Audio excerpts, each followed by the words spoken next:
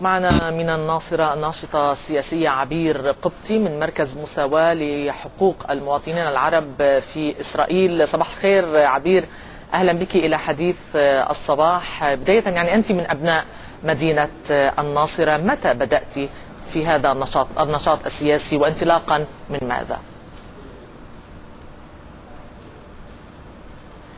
يعني النشاط السياسي بدأ من صغري.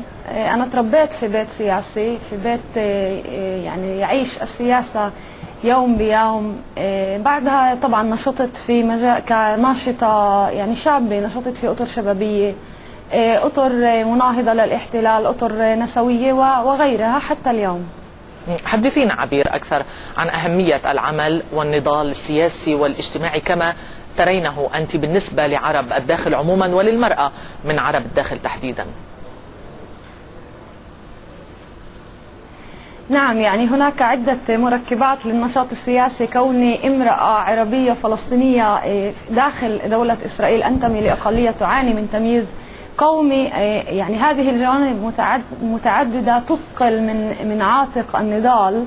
فيعني النضال سيكون على عدة مستويات. كوني امرأة في داخل مجتمعي هناك نضال لنيل حقوقي كامرأة. كوني أنتمي لأقلية عربية هناك نضال القومي إلى جانب أقليتي، جزء من أقليتي، لتحصيل حقوقنا القومية والمدنية.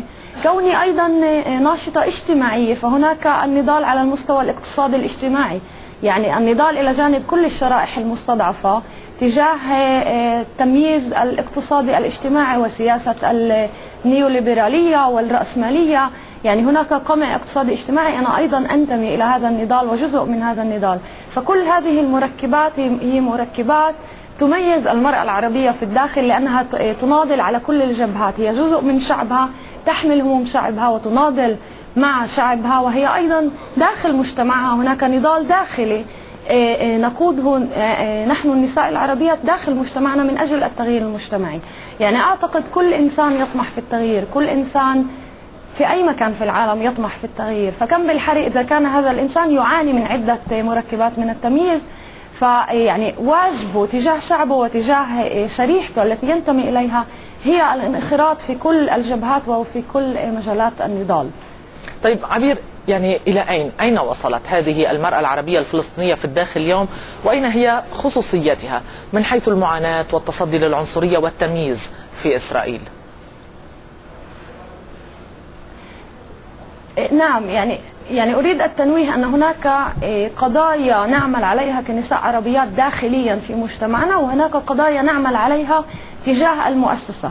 يعني نحن نعاني من التمييز أيضا داخل مجتمعنا بسبب تمييز المؤسسة، فلهذا الأمور مرتبطة كثيرا.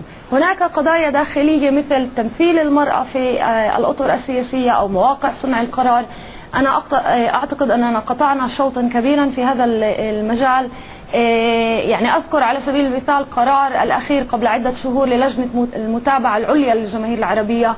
كان هناك قرار تاريخي بفرض تمثيل للنساء في هذا الإطار، في هذه اللجنة التي كانت منذ تأسيسها حتى اليوم بدون تمثيل نسائي. اليوم هناك قرار، نحن اليوم بصدد النضال من أجل تنفيذ هذا القرار.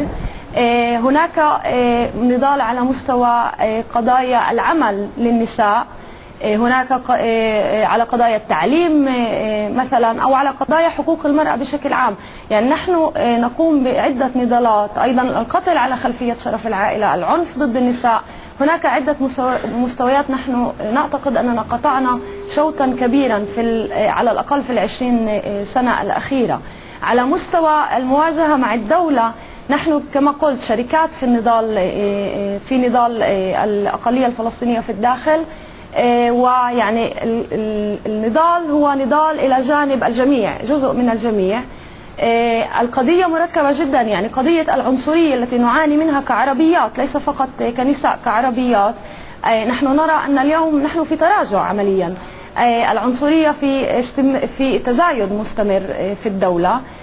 علينا أن يعني لدينا دور هام في قيادة هذا النضال، ولكن نعرف أن التأثير أو القضايا التي نعاني منها هي كبيرة وهي تزداد. يعني العنصرية اليوم، فقط قبل عدة شهور أصدرنا تقرير حول العنصرية في إسرائيل، وهذا التقرير يشير إلى تنامي ظاهرة العنصرية تجاه المواطنين العرب، إذا كان على مستوى قتل مواطنين عرب أو عنف تجاه مواطنين عرب أو اعتداءات أو منع مواطنين عرب من دخول أماكن عامة بسبب كونهم عرب، أو عنصرية في العمل، منع تشغيل مواطنين عرب بسبب كونهم عرب.